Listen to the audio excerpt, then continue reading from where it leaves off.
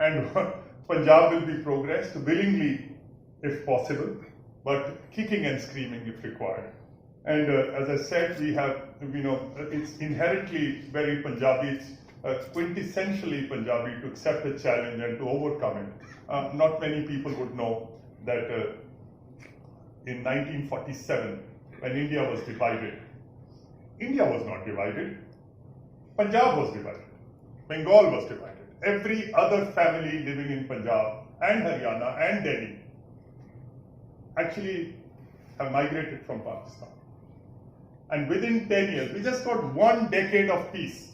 And we could build the Bhakra Dam, we could build Chandigarh, we could build the Punjab Agricultural University, we could get the agricultural revolution in place. And then came the 60s, there was a war in 62, there was a war in 65, there was a war in 71. For an entire decade we were fighting battles.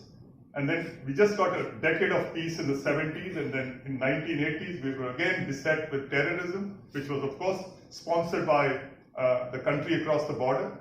And Punjab is the only state which has been able to overcome terrorism, which are actually eliminate terrorism.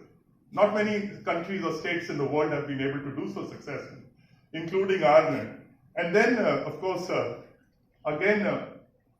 but what this led to was the flight of capital from Punjab, because we were fighting this national war, and where the wholesale flight of capital from Punjab into Haryana and all other states. And just as we had emerged from successfully countering terrorism, that we were again given this a bolt from the blue, that some of our immediate neighbors were given special concessions. Whether it was Kashmir, whether it was Himachal, they immediately borders with Punjab.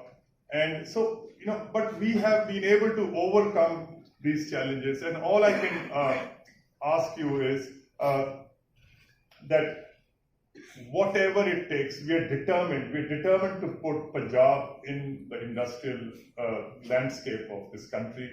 We are determined that the green revolution should now move somewhere else.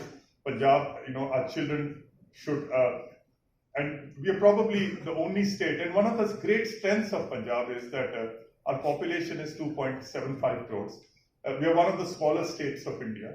To turn around a small state is not that difficult compared to, say, maybe in Uttar Pradesh or Madhya Pradesh, or maybe even Andhra Pradesh, which has large population, large land masses. We have a very enterprising set of young people, and about 1 crore of these are actually living all over the world, and most of them in the first world.